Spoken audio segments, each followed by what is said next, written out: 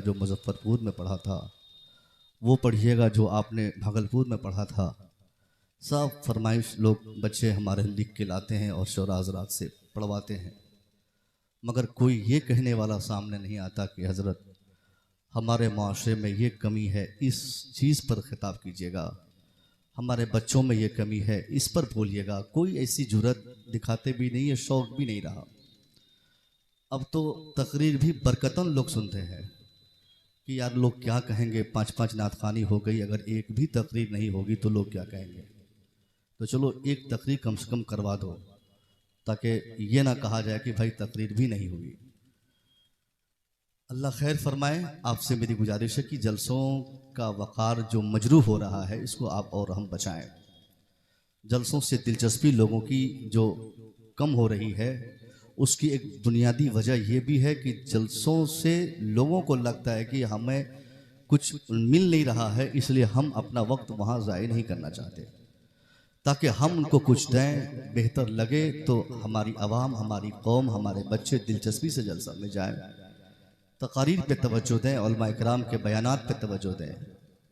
पीर तरीक़त हुजूर सैयदी क़िबला, चूँकि बरसों से हमारा ताल्लुक़ इनसे है, जब हम इदादियात में पढ़ते थे गालिबन ऊला में, तब से हज़रत और हम लोग एक साथ एक मदरसे से दूसरा मदरसा, दूसरे से तीसरा मदरसा करते गए और हमेशा हज़रत हमारे सरपरस्त रहे। हालांकि क्लास के एतबार से शायद एक आध क्लास में हज़रत से ऊपर था, मगर मर्तबे के एतबार से ये पहले भी हमसे बड़े थे, आज भी बड़े हैं, हमेशा बड़े ही रहेंगे। चूँकि ये पीरज़ादे हैं, सैयदज़ादे हैं, आलिम हैं, इनका सिर्फ सैयद होना ही काफ़ी था।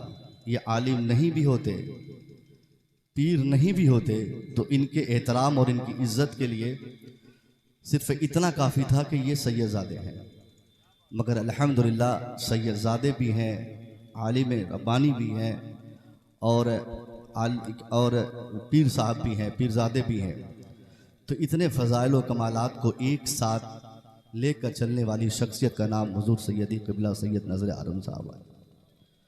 इनसे मेरा ताल्लुक़, इन्होंने फ़ोन किया कि आपको आना होगा इतनी तारीख को, आप अपना शेड्यूल जैसा भी हो सेट कर लें, हमारा अपना जलसा है, हमारे अपने बच्चे हैं, हमारे अपने लड़के हैं। आँख बंद करके मैंने कहा हुजूर आप तैयारी फरमाएं, बंदा हाजिर होगा। और एक बार भी मैंने इनसे कुछ नहीं कहा और शेड्यूल तैयार किया, मैं आ गया। खुशी हुई कि यह पूरा इलाका, पूरा जवार, यह ज़िला अल्हम्दुलिल्लाह हज़रत के जानने वालों, मानने वालों का है। और ये बड़े खुशनसीब हैं आप लोग कि आपको एक ऐसे पीरज़ादे मिले हैं जो पीरज़ादे भी हैं, सैयदज़ादे भी हैं, आलिम भी हैं।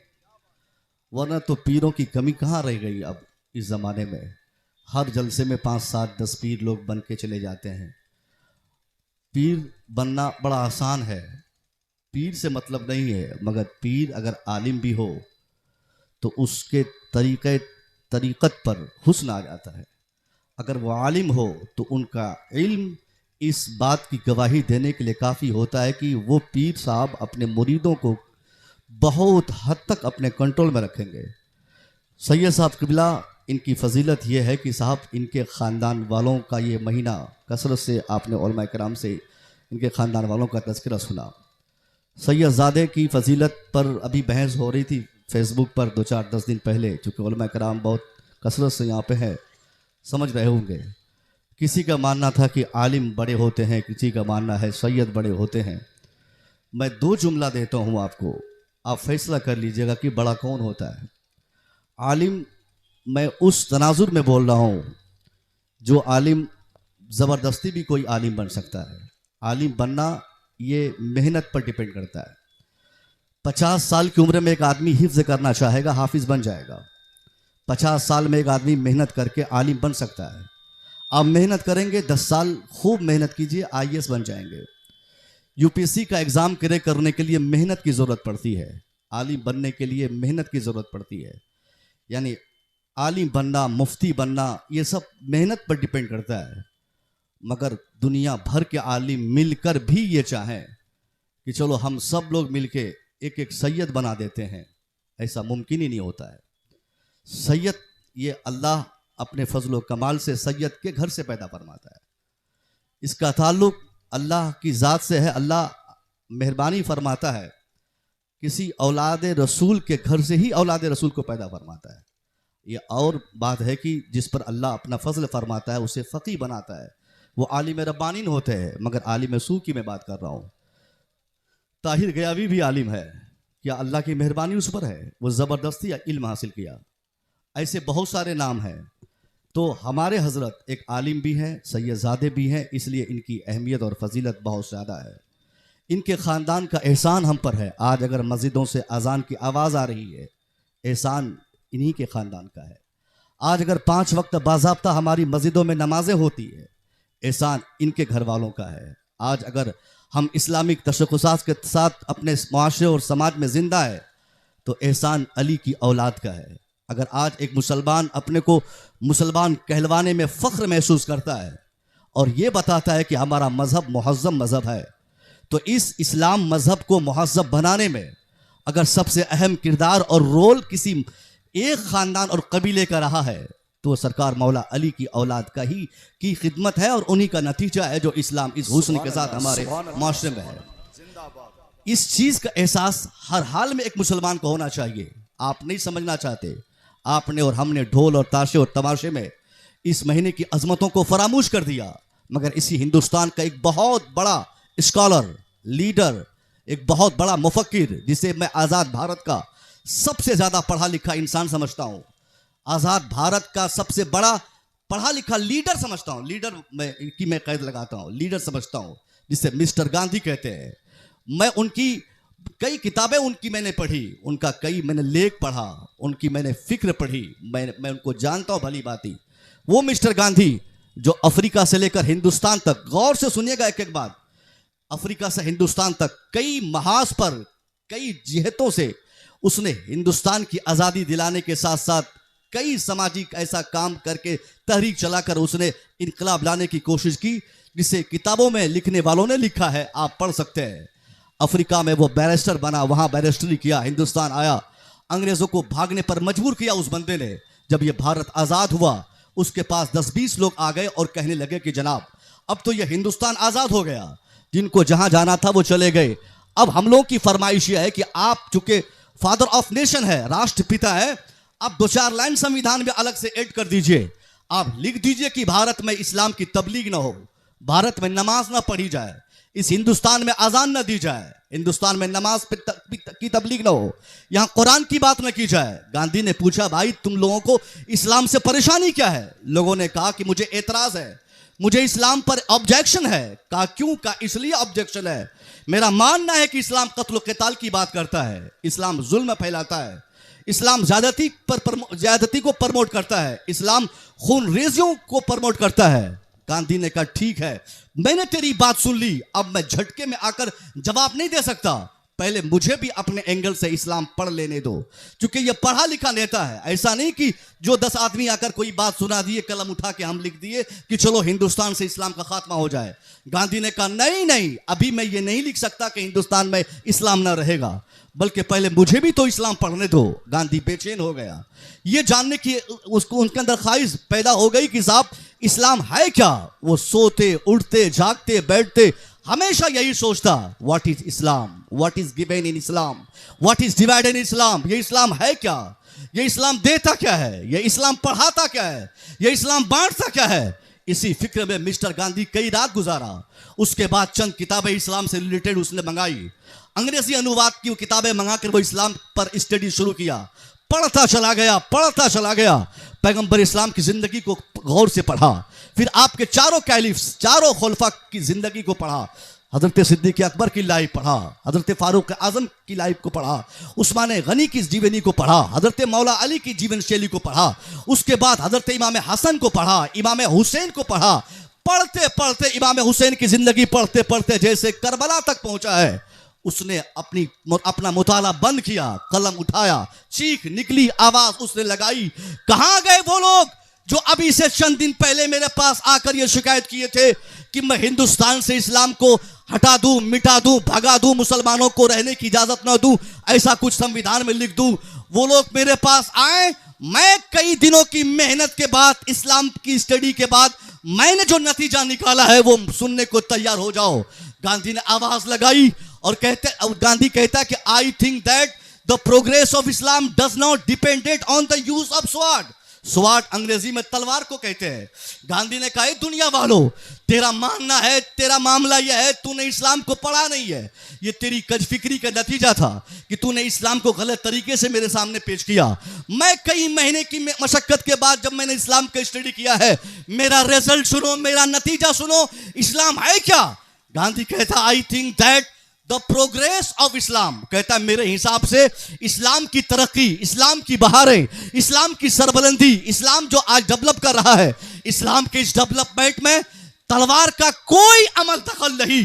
गांधी कहे, दुनिया वालों, आज अगर इस्लाम हिंदुस्तान में फैल रहा है, आज अगर इस्लाम चाइना में फैल रहा है, आज अगर इस्लाम पूरी दुनिया का एक फेवरेबल मजहब बना हुआ है, ऑस्ट्रेलिया को इस्लाम की जरूरत है, जापान को इस्लाम की जरूरत है, अमेरिका को इस्लाम की जरूरत है, अगर आज पूरी दुनिया को इस्लाम की जरूरत है और इस्लाम बड़ी तेजी से दुनिया का फेवरेबल मजहब बना जा रहा है, तो इसके पीछे तलवार का कोई अमल दखल नहीं। But the result is that a supreme sacrifice of इमाम हुसैन। गांधी कहता है, आज अगर इस्लाम की तरक्की हुई है तो इस तरक्की के पीछे किसी और की मेहरबानी और कुर्बानी शामिल नहीं है। हाँ, अगर किसी एक शख्सियत की मेहरबानी और कुर्बानी शामिल है तो ये औलादे नबी, औलादे रसूल, हजरत अली के लड़के हजरत इमाम हुसैन की अज़ीमुश्शान शहादत का नतीजा है जो इस्लाम यहां तक पहुंचा हुआ है। तकबीर, नारे रिसालत, जिक्र शहीदाने करबला, जिक्र खानदाने मुस्तफा। ये गांधी ने अपने हिसाब से इस्लाम को बताया। उसने कहा, इस्लाम अगर आज पूरी दुनिया में फैल रहा है या फैलने जा रहा है तो इसके पीछे सिर्फ और सिर्फ एक बात यह है कि औलादे रसूल हजरत इमाम हुसैन की शहादत हुई थी, जिसकी बुनियाद पर बड़ी तेजी से इस्लाम आज पूरी दुनिया में फैलते जा रहा है। ये गांधी ने अपना कॉन्सेप्ट और अपना नजरिया दुनिया के सामने हाईलाइट किया था। मगर हमारा बच्चा और हम इस इस्लाम को समझने के लिए हमने कभी कोशिश नहीं की। हमने इस महीने की बरकतों को, हमने इस महीने में जो हमें करना था, उन सारी चीज़ों को हमने एक अलग ढंग से, अलग तरीके से हमने करके हमने अपने इमाम की कुर्बानी और आपकी शहादत को हमने फरामोश कर दिया। मैं अगर आपको सवाल करूं और आपसे पूछूं कि आपने इमाम पाक की ज़िंदगी को पढ़ा कि नहीं, आपने कितना पढ़ा और किस कदर आपने मुताला किया और किस एंगल से आपने इमाम हुसैन की ज़िंदगी पढ़ी। गांधी चूंकि हमारा नहीं है, गांधी हमारे समाज का नहीं है, गांधी हमारे सोसाइटी का नहीं है, फिर भी उसने इस्लाम को पढ़ने के बाद, हजरत इमाम हुसैन को पढ़ने के बाद एक फिक्र देते हुए दुनिया को क्या कहता है। आगे की बात सुनिए, फिर आगे की बात मैं कंप्लीट करूंगा। गांधी ने कहा, if I had just like 72 soldiers of इमाम हुसैन, उसने कहा काश मेरे पास भी हुसैन के उन 72 जानिसारों की तरह, यानी इमाम हुसैन का साथ देने वाले जो वो 72 लोग वहां पर मौजूद थे, उनकी तरफ इशारा करके गांधी कहते हैं कि if I had just like 72 soldiers of इमाम हुसैन, काश मेरे पास भी हुसैन के उन 72 जानिसारों की तरह मेरे पास भी अफराद होते। I would want the country only with in 24 hours, तो मैं इस हिंदुस्तान को आजादी दिलाने में सिर्फ 24 घंटे का टाइम लेता, यह हिंदुस्तान आजाद हो जाता। गांधी का वसूक और गांधी का एतमाद इस्लाम पर, इस्लाम के मानने वालों पर इतना जबरदस्त था, मगर हमने वो सारी चीजों को फरामोश कर दी। किसमें? डीजे में, गाने में, नाच में। इस अजीमुशान त्यौहार को किस किस तरीके से लोगों ने प्रमोट नहीं किया, किस किस तरीके से, किस किस एंगल से हमने खराब नहीं किया। हम लोग जैसे ही सफर में निकलते हैं, मुहर्रम में देखते हैं रात भर की तकरीर, चिल्लाहट, चीख, ये सारी चीजें पानी में मिलती हुई हम लोग देखते हैं कि साहब हमने कल रात में तकरीर की, सुबह जाकर फिर नौजवान वही काम करते हैं। और वो कैसे लड़के, वो जो कभी मस्जिद में दिखते नहीं, जिनको नमाज रोजे से मतलब नहीं, जिनको शरीयत और तरीक़त से मतलब नहीं, जिनको इस्लाम से मतलब नहीं। और चलो भाई साहब, कम से कम आप हुसैन का नाम ले रहे हैं, अच्छी बात है, स्वागत है आपका, मगर ये कौन सा तरीका आपका? ये डीजे बजाकर आप क्या कहना चाहते हैं? ये शराब पीकर आवारगी करने का क्या मतलब है? ये मेला ठेला लगाकर आपने क्या पैगाम दिया है? आपने हुसैन आजम की कुर्बानी और शहादत का मजाक बना के रख दिया है। आपसे मेरी गुजारिश है साहब कि आप इसको कंट्रोल करें। ये हमारे उलमा चीख चीख कर बरसों से थक गए। हर साल के बाद दूसरे साल देखते कि साहब उससे ज़्यादा खुरफात में बच्चे मुलविस हो जाते हैं, उससे बड़े तरीके से नए तरीके से लोग कोई बड़ा काम करने की कोशिश करते हैं। कभी डीजे, कभी अबीर छींटना, हमने अबीर तक छींटते हुए देखा है। डीजे के पीछे डांस करके अबीर छींटते हुए गैरों के त्योहारों को जिस तरह लोग गैर सेलिब्रेट करते हैं, मुसलमानों ने भी अज़ीम शान त्यौहार को फरामोश किया। उसकी कीमत को, इसकी अहमियत को उजागर करनी थी, जिनकी जिम्मेदारी थी उसने इसकी अहमियत और फजीलत को पायमाल किया है। इसलिए आप और हम इसकी तैयारी करें। हर गार्जियन की जिम्मेदारी है वो सब लोग मिलकर इस मुबारक महीने की अजमतों को समझें।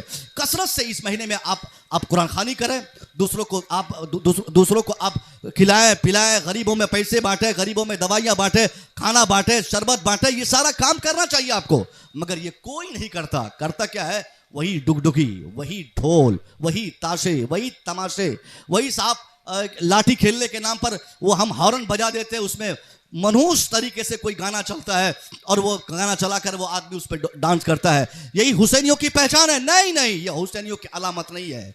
ये तमाशा उसने किया था जो इमाम हुसैन को शहीद किए थे। इमाम हुसैन के आप और हम मानने वाले हैं। हमारा तरीका हुसैनी होना चाहिए। हमको दुनिया देखे तो समझ में आ जाए कि ये हुसैन का दीवाना है।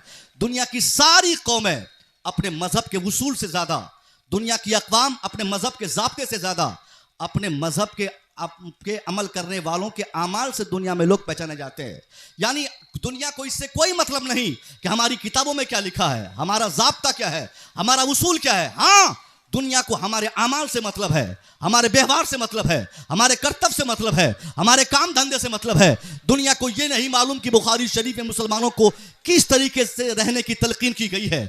दुनिया ये नहीं जानना चाहती है कि कुरान पाक ने मुसलमानों को किस तरीके से अपना समाज बनाने का पैगाम दिया है। दुनिया ये देखती है कि मुसलमान रहते किस तरह से है, मुसलमान चलते किस तरह से है, मुसलमानों का आपसी मुसलमानों के मामलात कैसे हैं। हम अपना अमल ठीक कर लें, हम अपना समाज बनाने के लिए एक ऐसा माशरा तश्कील देने के लिए हम अपनी मेहनत करें कि जो हमको दुनिया देखे तो कह दे कि वाकई मुसलमान इस तरह से होना चाहिए। हमारा अखाड़ा निकलता है, हमारे अखाड़ों में किस तरीके से लड़के बदमाशी करते हैं, हमारे बच्चों का सर फूटता है। आप जाके देखिए थाने पे, मालूम कीजिए, पता चलेगा हर एक गांव के बाद दूसरे गांव से 5-7 शिकायतें थाने पे जाती है। किसके लिए? एक गांव वाला दूसरे गांव वालों को पीट देते जम के इसी मुहर्रम में। उसकी तलवार अपने भाई के लिए इस्तेमाल हो रही है, उसकी लाठी अपने समाज के लिए इस्तेमाल हो रही है। कोई किसी को लाठी से मार देता, कोई तलवार भोंकने की बात करता, कोई किसी के सर काटने की बातें करता, कोई हाथ काट देता, कोई किसी की उंगली दबा देता, कोई हंगामा करता, कोई लड़ाई करता। ये तमाशा हमने बनाया है। अल्लाह के वास्ते इस तमाशा को कंट्रोल आप करें, वरना इसका खमियाजा आपको भुगतना पड़ेगा। कल मैदान महशर में अल्लाह हिसाब मांगेगा कि तूने हुसैन आजम की शहादत का मजाक उड़ाया है। हाँ, अगर आपको हुसैन आजम से मोहब्बत है, मेरे आका इमाम से मोहब्बत है, तो मोहब्बत का तकाजा क्या है? आप एक ऐसी इस कदर शांति से जुलूस निकालें कि आपके जुलूस में किसी को कोई तकलीफ ना हो। आप जब जुलूस हुसैनी में जाएं तो बिल्कुल आपकी निगाहें नीची हो, कोई हल्ला नहीं, कोई चिल्ला नहीं, कोई चीख नहीं, कोई कदम उठा के, पांव उठा के नारेबाजी और गलत तरीके से धक्का मुक्की करके आगे बढ़ने का कोई नजरिया नहीं हो। आप चुपचाप नमाज ज़ोहर पढ़कर आप अपने गांव से निकले। हर गांव से, बारा से निकल जाए, लोहरिया से निकल जाए, अगल बगल के गांव से निकल जाए, पूरे इलाके से लाखों की तादाद में, पूरे बिहार और भारत से करोड़ों की तादाद में मुसलमान जुलूस हुसैनी में शामिल हो जाए। तरीका क्या हो? आप एक कदम आगे बढ़ाएं, या हुसैन कहें फिर दूसरा कदम आगे बढ़ाएं, फिर या हुसैन कहे तीसरा कदम आगे बढ़ाएं। जुलूस हुसैनी को इस ऐसी शाइस्तगी और ऐसे मुनज़्ज़म और मुहज़्ज़ब तरीके से आप अपने गांव समाज से निकाल कर चौक चौराहे पर जाएं। आप एक साल करेंगे, दूसरे साल करेंगे, वो लोग जो आज तक इस्लाम समझने की जिन लोगों ने जरूरत नहीं समझी, जिनको जरूरत महसूस नहीं हुई, जिन लोगों ने इस्लाम नहीं समझा और इस्लाम को गलत तरीके से बताया, वो लोग में हैरत देखेंगे कि ये क्या मामला है। ये लाखों की तादाद से मुसलमान आज सड़कों पे निकले हैं, घरों से बाहर आ गए हैं। ये सीतामढ़ी के मुसलमान लाखों की तादाद में, ये बिहार के मुसलमान लाखों की तादाद में, ये भारत के मुसलमान करोड़ों की तादाद में आज सड़कों से क्यों गुजर रहे हैं, ये क्यों मार्च कर रहे हैं? लोग शौक से आएंगे देखने के लिए कि मुसलमान कर क्या रहे हैं। जब हमारे करीब आएंगे, जब वो हमको नोटिस करेंगे, जब हमारे नारे को, स्लोगन को गौर से सुनेंगे, तो हमारी जबान से सिर्फ एक ही नारा निकलेगा, एक ही जुमला हम बार बार रिपीट करेंगे, या हुसैन, या हुसैन, या हुसैन, या हुसैन कहते जाएंगे, आगे बढ़ते जाएंगे। वो दुश्मन हमारे मुखालिफिन हमें देखने के बाद वो वापस अपने समाज में जाएंगे। वो अपने समाज में एक दूसरे से ये कहते नजर आएंगे कि जिस इस्लाम को, जिस मुसलमान को बरसों से हमने गलत तरीके से समझा था, मैंने आज देखा मुसलमानों को सड़कों पे, लाखों की संख्या में सड़कों पे है मुसलमान, मगर किसी को धक्का नहीं, किसी से कोई लड़ाई नहीं, किसी से कोई नफरत नहीं, किसी को कोई मुक्का नहीं, किसी से कोई चिढ़ नहीं, बल्कि सबकी निगाहें नीची है, सबके सर पे टोपियां है, सब लोग बिल्कुल सज धज के सड़कों पे गुजर रहे हैं, सड़कों से आगे बढ़ रहे हैं और सब एक ही जुमला बोल रहे हैं, या हुसैन कहकर आगे निकल रहे हैं। वो लोग कहने पर मजबूर होंगे कि जब आप आज लाखों की तादाद में सीतामढ़ी और बिहार और भारत भर से मुसलमान सड़कों पर हैं और ये किसी को तकलीफ नहीं दे रहे हैं और ये हुसैन का नाम ले रहे हैं, वो लोग कहते नजर आएंगे कि जिस हुसैन का नाम ये मुसलमान ऐसे मुहज्जब और शाइस्तगी से ले रहे हैं, जब ये मुसलमान इतना मुहज्जब है तो वो हुसैन किस कदर मुहज्जब होंगे जिनका ये अदब से नाम लेकर आगे बढ़ रहे हैं। उनका शौक उनके दिल में बेदार होगा। सुभान अल्लाह। नारे तकबीर, नारे रिसालत, फैजान शहीदाने करबला, उर्स मुक़द्दस हजरत अल्लामा मुफ्ती मुसव्विर रजा साहब PhD। ये आप अपनी फिक्र, अपने अमल से दुनिया को एक फिक्र दे सकते हैं। दुनिया कहने पर मजबूर होगी। ये हमारे ढोल ताशे तमाशे को देखने के बाद कोई मतलब नहीं है। नौजवान कहते हैं कि हजरत क्यों आप लोग मुहर्रम के पीछे पड़े हैं। मैंने कल परसों फेसबुक पे मैंने लिख दिया कि साहब मुझे अफसोस है कि हम लोग तकरीर कर रहे हैं मगर तकरीर का कोई असर समाज में हम लोग नहीं देख रहे हैं। तो किसी ने कमेंट किया कि मौलाना लोगों को क्या मतलब है, हमेशा मुहर्रम के ही पीछे मौलाना लोग पड़ जाते हैं। साहब हम लोग मुहर्रम के पीछे क्यों पड़ेंगे? हम लोगों ने तो कहा है कि साहब मुहर्रम सेलिब्रेट करो, मुहर्रम मनाओ, खूब मनाओ, मगर तरीक़ाकार जो आपका है उसमें चेंज लानी होगी। हमको ऐसा काम करना होगा जिससे हम दुनिया को बता सके कि ये हमारी तहजीब का नतीजा है, ये हमारी सकाफत है, ये सिविलाइज्ड माशरा हमारा माशरा है। इस तरीके से हमें अपने त्यौहार को सेलिब्रेट करने का नज़रिया हमारे उलमा ने हमें दिया है। ये हम बता सकते हैं, शराब और ताड़ी पीकर नहीं बता सकते, उछल कूद करके नहीं। ऐसा उछलता है लड़के, उसमें आप देखेंगे 2-4 लड़के जो आगे रहते हैं इस कदर उछल कर बोलते हैं करबला दूर है जाना जरूर है। उनको पकड़ के पूछे कि तूने जोहर की नमाज पढ़ी, तूने फजर पढ़ा, तुझे जोहर तूने पढ़ा, बोलेगा नहीं। अरे जोहर फजर क्या साहब, सालों से नमाज वो लोग नहीं पढ़ते। ऐसा लगता है कि अभी करबला से घूम कर ये आया है, इनसे बड़ा हुसैनी तो समाज में कोई है ही नहीं। कोई भी अच्छा इंसान को आप वो देखना नहीं चाहेगा। हाजी साहब चले जाए धक्का मार के पीछे कर देगा, मौलाना साहब चले जाए उनको भी पीछे कर देगा, उन्हीं को जाना है। क्योंकि एक सुरूर, एक मस्ती अच्छी बात है। अगर औलाद रसूल से आपको मोहब्बत है और औलाद रसूल की मोहब्बत में अगर ये मस्ती है तो बहुत बेहतर है, स्वागत होनी चाहिए। मगर उसमें उस भीड़ में अगर शरारत हो जाए, खिलाफ शरअ कोई काम हो जाए, उसी खिलाफ शरअ अमल से हमारे उलमा को मतलब है कि आपका अमल खराब ना हो। आज मैं कह रहा हूं अगर आप और हम कंट्रोल नहीं किए ना, अगर हम लोगों ने किसे कंट्रोल नहीं किया तो आप देखिएगा जिस तरीके से होलियों में लोग मस्तियां करते हैं, जिस तरीके से दूसरे लोग अपने अपने फेस्टिवल को सेलिब्रेट करते हैं और उसमें कोई भी मर्दो जन की कोई भी तफरीक नहीं होती, कोई भी उसमें उसकी तमीज़ नहीं होती, वो उसको देखता, वो उसको धक्का मारता, वहाँ वो ओरियानियत आम होती, उससे कहीं ज़्यादा हमारे बच्चे आगे बढ़ जाएंगे। इसलिए हर एक जिम्मेदार शख्स की जिम्मेदारी है, सिर्फ स्टेज पर बैठे उलमा की जिम्मेदारी नहीं, समाज सुधारने की जिम्मेदारी, समाज सुधारने की जिम्मेदारी हर एक इंसान की है।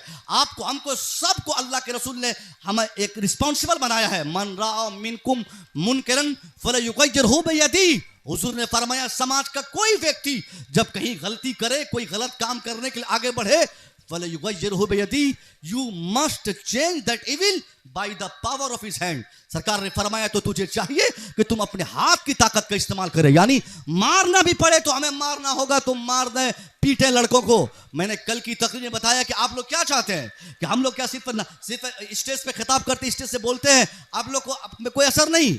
एक दिन ऐसा भी आएगा कि हमारे उलमा को कहीं ऐसा ना हो जाए कि लाठी और डंडे उठाकर तलवार लेकर समाज में ना आना पड़े। अगर हम लोग आ जाए समाज में लाठी और तलवार लेकर फिर तो डबल हंगामा हो जाएगा। इससे पहले कि यह सूरत हाल हो, हर आदमी की जिम्मेदारी है कि वो इस पर अमल करे, अपने बच्चों पे निगरानी करे। हमारा बच्चा अगर ताड़ी पीने का आदी है, हमारा बच्चा अगर मुहर्रम शरीफ के महीने में शराब पीता है, नशा करता है, तो हमें उसके नशे को रोकना होगा, उसको सख्त सजा देनी होगी। एक बाप की जिम्मेदारी है कि अगर अपने बेटे को पकड़ लिया अखाड़े में पीने की हालत में, तो कॉलर पकड़ के वो बीच चौराहे पे लाके 2-4 चप्पल उसके चेहरे पे गारंटी से मार दे एक दिन, उसका बेटा फिर कभी शराब में हाथ नहीं लगाएगा। आज आप आजादी का माहौल में अपने बेटे को आप पाल रहे हैं। आज का ताड़ी पीने वाला एक दिन हीरोइन की दवाई लेगा। आज का ताड़ी और शराब पीने वाला एक दिन साहब कोई नशे का इंजेक्शन लेकर, नशे की दवाई लेकर घूमने की कोशिश करेगा। इसलिए सबकी जिम्मेदारी है अपना माहौल हम और आप बनाए, वरना समाज बिगड़ जाएगा, हमारा माशरा बिगड़ जाएगा। यही एक मजहब है पूरी दुनिया में साहब, जिस मजहब ने दुनिया को सच्चाई और अच्छाई और हया का पैगाम दुनिया में दिया है। वरना और कौन हो सकता है? वो कौन सी तहजीब और सकाफत है जहां से इंसानों को, दुनिया के लोगों को उम्मीद है? और अगर दुनिया की उम्मीद को हम ही उस उम्मीद को छोड़ दिए और हम ही से दुनिया उम्मीद करना छोड़ देगी, तो फिर समझे तबाही यकीनी है इस दुनिया में। आपसे मेरी गुजारिश है कि आप और हम सब मुसलमान हैं। हमारा ईमान ये कहता है कि हम अपने ईमान के एतबार से अपने समाज में काम करें। आप किसी को डराने के लिए आगे नहीं बढ़े। कुछ लोग कहते हैं हजरत हम डराने के लिए लोगों को आगे जाते हैं। हम डराना चाहते हैं, हमारी तादाद से लोग खौफजदा होंगे, लोगों को हैबत होगी कि मुसलमानों के पास इतनी तलवार है। और वे जंग खाई हुई तलवार, ये टूटी हुई फूटी तलवार और ये भाले, ये किस काम के साथ? ये 21वीं शताब्दी है। आज के डेट में लेजर बम लोग बना रहे हैं, एटम बम लोग बना रहे हैं, और क्या बोलते हैं साहब, वो ड्रोन से लोग हमले कर रहे हैं अपने मुखालफिन को तबाह करने के लिए ड्रोन लोग तैयार कर रहे हैं। जिस जमाने में अपने मुखालफिन और दुश्मनों को दबाने, मारने और उसके वजूद के खात्मे के लिए दुनिया ड्रोन बना रही हो, और उस जमाने में हम अपने दुश्मनों को मारने के लिए लाठी इस्तेमाल करना चाह रहे हैं।